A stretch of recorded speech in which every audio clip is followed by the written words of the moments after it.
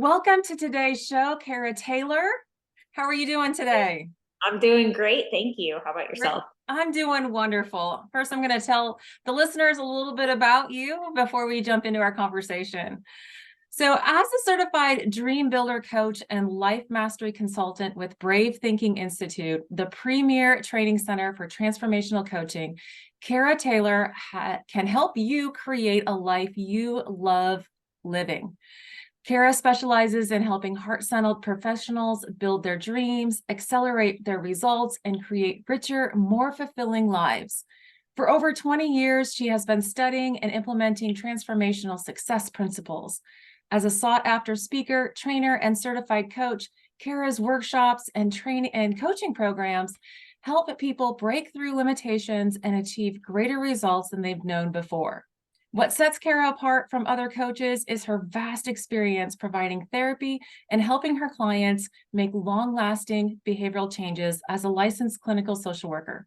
In addition, having served in the United States Air Force for over 14 years, her military training and experience has equipped her with exceptional leadership and communication skills and the ability to adapt quickly and persevere through any situation she encounters. So, Kara, welcome again to the podcast. Thank you. And thank you so much for having me today. Oh, this is going to be a blast. But first, before we start again, I want to thank you for your time and service in the Air Force. As Veterans Day approaches here in the United States next week, I encourage everyone to take a moment to thank those that have served in any branch of the military in the past, those who are currently serving, and those who are no longer with us. Thank them for their dedication to preserving the freedoms we have today. So thank you for your service, Kara. Thank you. And thank you for that tribute. You're welcome. I'm so excited for our conversation today. I know, me too. We have so much to talk about, but I want to start to what we have in common. So we are both licensed clinical social workers, and we go out there and do that. That's a great profession. And, we've both worked with clients in therapy for a number of years. I've had my own private practice for over 20 years, which I just got out of last year. And you were practicing therapy in the United States Air Force for over a decade, right?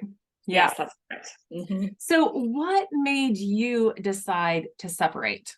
And why did you decide to transition from therapy to coaching? Yes. So I would say around 2016, 2017, I was stationed at McConnell Air Force Base in Wichita, Kansas. And I just noticed that I was feeling a lot of discontent rising in me with my job, the conflict with coworkers, not enough staff members, really high risk clients that I was working with at the time. So it was just a combination of all those things. And I started noticing that my health, I was having some problems.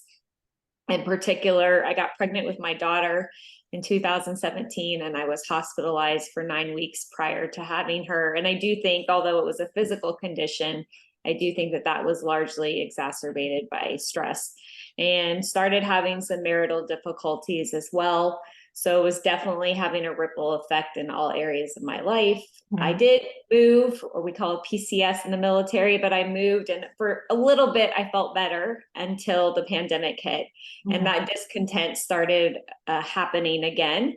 But what happened at the same time was I started seeing Facebook posts about coaching, and I decided to go and receive some coaching myself. And that was the moment that I realized this is what I want to be doing with my life. Now, it did take me a little bit to finally make that decision to separate, but I did make that decision in January of 2021. And it's just been a really exciting process to make that major life change. And I know this sounds funny for some of you listeners, that I found a lot of safety and security in the military. I didn't have to worry about my paycheck and where that was going to come from. It was a relatively safe job for me, mm-hmm. but I didn't feel safe inside. I didn't feel like I was doing what I was really meant to be doing. And, a lot of people don't leave with that many years of service. They say, mm-hmm. I'm going to ride it out for 20 years. And the thought of continuing to do something I didn't love, for mm-hmm. I think at the time it was 8 years. I was like, I don't want to be doing that anymore. So that's what caused the transition out of the military. And then my transition, I'm still transitioning from therapy to coaching, but probably like you, we love what we do. We love the clients that we get to work with, but I think the system as a whole is kind of set up to focus on problems and pathology and what's Mhm. wrong with people. And I've had a few clients who've been in therapy, for 6, 7, 8 years, maybe even longer, not with me, but with other therapists. And I was just kind of thinking, what are we doing here? Mhm. Yeah, yeah, yeah. So what I love about coaching is that we're encouraging people to move forward and come Mhm. up with solutions for their lives and actually live a life that they would love living. Oh, I get that. I am totally on board with you and switching over to coaching myself. And I believe if I, was, my past self, if I would have known about coaching, 30 years ago, that probably would have been the route I would have first chosen to take, Yes, me too. because I totally was in those classes in psychology and through the clinical social work is like, that's not me. Like, Right. I don't want to work with problems. I want to see people from where they're at now to like give them the life they want. Yes. So in Yes. that respect, you said you were in a position that you didn't love what you were doing and couldn't see yourself doing it any longer. So how did you get into this dream as a dream builder coach? This sounds like fascinating to me. And how is that? Tell us a little bit about that. Yeah, it was kind of by accident, to be honest with you. Bob Proctor had just died, and I was listening to his service, and Mary Morrissey is the one who I'm messing up my words right now, but officiated Yeah, yeah. his service, and I was listening to her, and then I was getting emails from the Proctor Gallagher Institute about a workshop she was doing, and I started listening to it, and then I went to my first Dream Builder live event, and as soon as I went there, it was a 3-day live event. I knew that I was in the right place, and then they offered an opportunity to get my certification, and I just knew at that point, up until then, I kind of thought I didn't need a coaching certification, that my social work experience was enough. But Mhm. kind of got over that part, and I was like, no, there is more I can learn. And, Mhm. it is a constant process of growing. Yeah. Yeah. I think So, a lot of us are in that boat, like growing, growing. So how do you help clients grow? yes. So, one of the programs that I offer is my Dream Builder program, and it can be delivered either group or individually. But one of the most important things we're going to do is start working on creating a vision. Ah. Right? Because we know that most people spend more time planning a vacation than they do a life that they would love living. Mhm. So, really understanding the importance of having that blueprint, right? What Mhm. do you want your health and well being to look like? What do you want your love and relationships to look like? How about your vocation? Or if you're not working, how you choose to express yourself. And then finally, I think this is a very popular category for people is our time and money freedom. Mhm. Yes. Knowing very clearly what we want in those 4 domains and speaking about it. This is one of my favorite things, is speaking about it as if it's present tense, as if it's already happened, because our subconscious mind does not know the difference between the past or the present and the future when we speak about the future as if it's happening right now. And Mhm. that's really fun to just put yourself in the energy Oh, yeah. of that future. And I'm experiencing it right now. It's pretty incredible that we have the ability to do that. I'm obviously not going to go into the whole program, but Right, right. that is a huge part of it. And then the other couple of pieces I will share, it's more complex than this, Mhm. is helping people overcome the paradigms or limiting beliefs that are popping up, because Mhm. they for sure are going to pop up as you're pursuing your dream, and then also befriending your fear. Oh, those are two big things. I mean, because we all like have these thoughts in our heads that like stop us, right? Yeah. And those Yeah. limiting thoughts, those limiting beliefs, can you like maybe share maybe the top couple that, that most people would might be able to recognize in themselves and maybe if they haven't heard these things before, they're like, oh, maybe that's me too. Mhm. Yeah, I actually posted just the other day about one of these. One of the main ones that I hear a lot of people say, I've 100% said this to myself, is that I'm not good enough. Mhm. Right? And you start comparing yourself to all the other people that you're seeing on social media, and you just don't measure up. Yeah. And that thought will stop you in your tracks over and over. It probably kills millions and millions of dreams for people. And I think that we don't talk about it. Hmm. You Yeah. know, so people feel like I'm all alone. Everybody else has it all together, but I'm not feeling that way. Well, I find it interesting how some things that we really need to talk about, nobody talks about. Like things that are happening that everybody has. Like I really truly believe everybody has these concepts of like not enough, whether it's smart enough, pretty enough, have the things enough, Exactly. whatever, not enough syndrome. And it's like, wow, we need to talk about these things more, right? Because Right. everybody encounters these at some point. Right. How do you address it? Yeah, I was just going to add, I think the problem is too, is no one teaches us as we're growing up, right? There's nothing in our education system that we have right now that teaches us how to change the way that we think, Hmm. Hmm. right? So one of the things we want to do is, one, recognize that we're having the thought, because it's really hard to change if you're not aware of what the Yep. thoughts are. And then you start to, and I know you're very well this with therapy as well, then we start challenging the thoughts that we're Hmm. having. Yep. Yep. For example, if I'm having the thought that I'm not enough, then I would start thinking, well, what are ways that I do think that I'm enough? Hmm. Yep. And as I start to state those, I replace one thought with the other, and then I start changing the way that I feel. Hmm. The way I feel, then I'm changing the way that I'm behaving, the results that I'm getting. So that's for sure one of the things that I work with people on. Yeah. I mean, we need to challenge that because we all have evidence where we are enough. We do. We Exactly. are enough, and we have to remember those things. So bringing them out to the forefront. So another thing that you had mentioned is befriending fear. Mm, So yes. that's an interesting kind of like, how you make friends with fear? Like, how do we do Yes, that? absolutely. That's exactly what it means, Peggy. So I have a lot of experience with this, both personally and then professionally, treating anxiety and Mhm. obsessive compulsive disorders. So, when we resist anxiety and stress, we're going to get more of it. Mm. So I'll give you an example of a time where I faced a fear and became friends with it. And you probably were in my life at this point too. I was in a challenge that Dean Graziosi was running, and the assignment was to go live. And I remember sitting in my bed for like a couple of hours, just, antagonizing myself over what I was going to say. I was beating myself up. Of course, the I'm not good enough spiel was going on in Mhm. my head. People are going to think I'm stupid. Like all the things were coming out.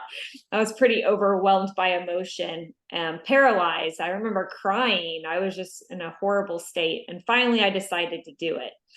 And I went and I was talking about my experience on a live video, and something kind of miraculous happened. And people started messaging me, telling me how much they were inspired.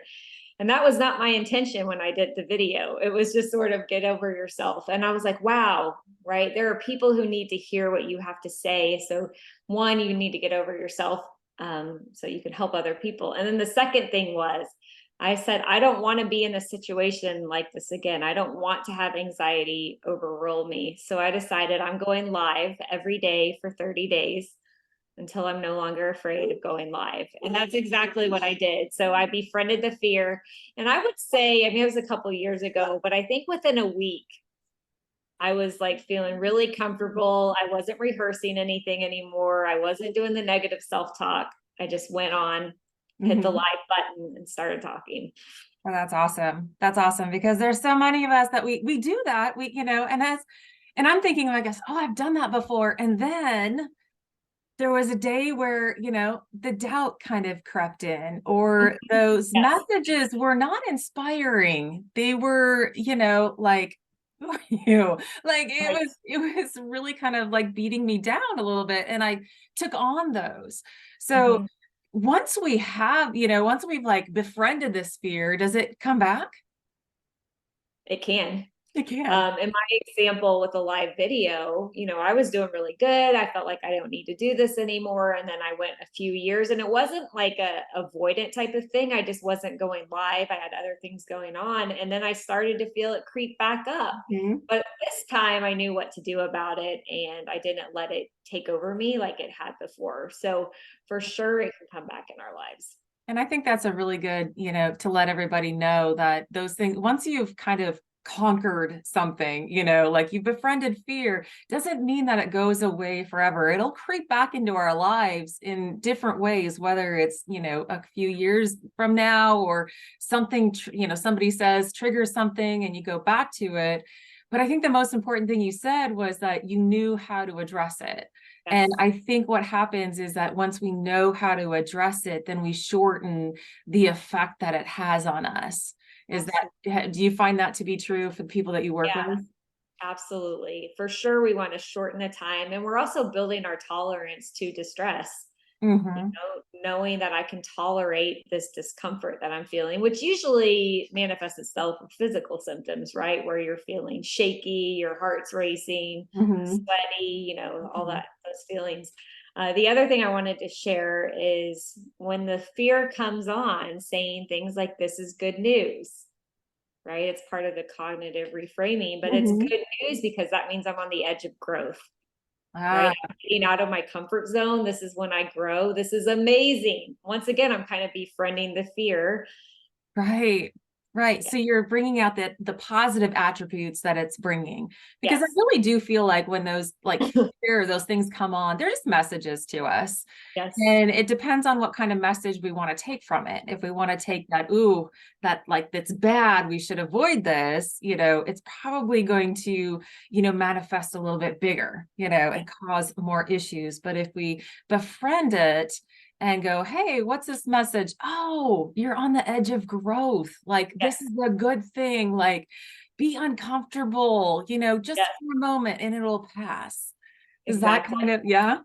Yeah. It doesn't last very long at all once you lean into it and you just allow yourself to feel those physical sensations. I've been like timing a lot of my clients when I'm walking them through it, and it's usually 30 seconds to 2 minutes.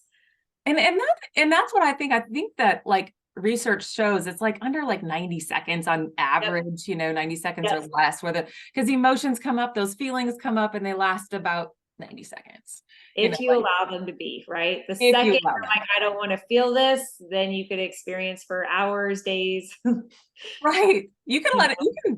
you can make it last for a really long time. Yes. Uh, Yes. Very. Grudges, Hmm. how long do those last? However long you want to keep them around, right? So, Exactly. so we can say, oh, bye-bye. I don't want to hear you today. We can let that go. So, Yeah, we're interrupting this broadcast. We're changing the channel, right? yes. Yes. Awesome. What other kind of things are you willing to share about your dream builder, what you like to work with people on? Yeah. Well, I definitely have a passion for helping people who want to make some kind of transition in their lives, because that's something I have a lot of experience with, having transitioned out Mhm. of the military. I know what it's like to leave the comfort of a job and go into that unfamiliar territory, and Mhm. finding that passion and that purpose. That's a huge part of what I like to help people do, because when you are in alignment with that, when you feel like I am living my calling, Mhm. it's a sense of peace and happiness. And I think that's what we all want at the end of the day, is that feeling of peace and happiness within us. Um, yeah, that would be one area that I'm really, really focused on. And the other one is, we've already talked about, helping people with the feelings of anxiety and Mhm. overwhelm. Yeah, and you're talking about, the transition phase, transitioning. I think a lot of people are discontent in, what they're doing. And, they started out liking it, Mhm. and people are like, well, why don't I like it now? And I feel like people, we grow, we Mhm. grow and change, things Sure. happen, like you said, you had kids, all these things can change our viewpoint and change what's comfortable, change what we want. And oftentimes I find people wanting more.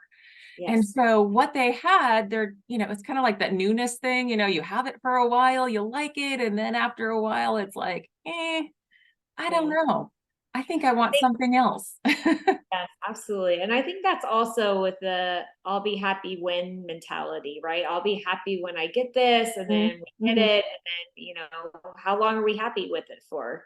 I Right. remember, when I was graduating from college, I'll be happy when I graduate. I'll be happy when I get my first job. I'll be happy when I get married. I'll be happy when I have kids. And you just keep chasing it. And then you get the thing, and how long does it last for? But now I don't feel that way anymore. And Mhm. that's something I really want to help people with is I can feel it right now, even in the absence of having, this Mhm. outcome that I say I want. And I really think that's tied to you're helping people with their vision of their Yes. life. Yes. You call it the vision. I might call it like a purpose, statement, but it's all like it's the vision of what you want in the future, but you can have it and experience it right now, Right now. Yes. right now. And And so that is a big part of what you help people yes. accomplish.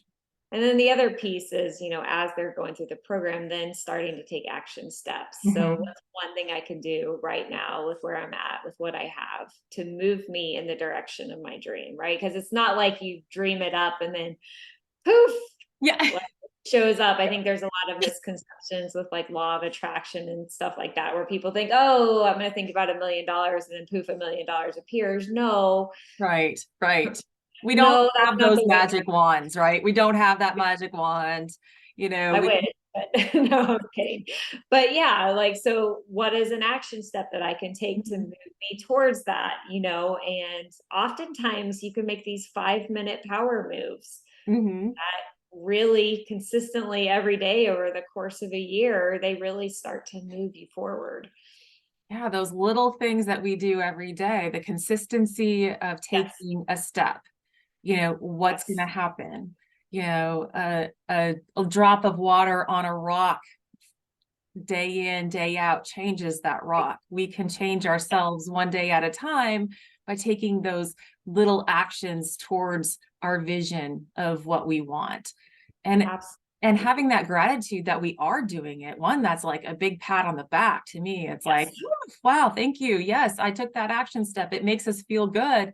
But then we can see how far we're going, we're moving in the right direction. So absolutely. that's just, getting people to take those little habits, those little steps each and I every think day. they're more important than the big ones. You can have a Mhm. big move that you make, but you want to be able to maintain it, right? And it's the Yeah. consistent steps, the slow and steady wins the race, Oh, yes. Time and that, time again, because you're going to do that over right, time. Like right. you don't like I have a habit of getting up and exercising in the morning. And if I don't, I feel like crap, Yep. so that's not going to change. Like Yeah. but that It's habit funny how, just didn't start overnight, right? yeah, exactly. Like And it's funny when you mention exercise because that's one of the things I had in my vision. And I started working out 4 times a week. And then my son was sick last week and I didn't go 3 days. And sure enough, my mind was very quick to remind me the day I wanted to go, uh-oh, you know what? You're really tired. I don't think you should go. And I was like, I'm not listening to you. I am not listening to you. Nice try. Well played, but I'm still going. So yes, these are things that we can help people with in right. programs where we have support because otherwise we can pretty quickly fall back into those old Oh, habits. yes. Oh, yeah. I mean, time and time again. And that's why people restart. Like we have to it's sometimes it's recommit, restart, but it's kind of just a refocus. Yes. We have to know, we have to determine what's in our head, like what's the best for us. Like Yes. why, the vision of it, like why did you have that vision in the first place? Why was Mhm. that important to you? And then to be quick to shut the doors on all those negative thoughts that are pulling you back, going like, Yes. oh, you're just too tired, you know? Yep. And they will. They are very convincing, right? They've been our Oh, yeah. constant companion for most of our lives. So we often listen to them. We often listen to them, but they're not true. Right. They're not true. Not everything we think is true. That So and as soon as you go, right? Like as soon as I was there, I was like, I don't even feel it. Like the Yeah. thought was gone. It went Yeah. away. It had no power. And I was like, I'm so glad that I'm here and I'm working out and I feel great.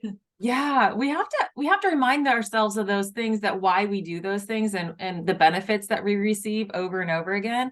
Because I've had to tell myself, like on the days of like, oh yeah, I don't feel like exercising today. I'm too tired, whatever. But it was like a reminder of, okay, when you do that, what happens? Oh gosh, I feel good. I have this energy, Right. I can focus, I concentrate more. I feel better about myself. I eat better, I make better choices. And so we have to counter those things, right? To remind ourselves of the benefits that we Absolutely. have decided that happens when we take those actions. Yeah, absolutely. Reconnecting with your vision is Hmm. exactly what you're talking about. Yeah. Why am I doing this? And that will help reel you back in every single time. That's great. That's great. So, Kara, can you tell our listeners, where can they find you? How can they connect with you and learn more about what you have to offer?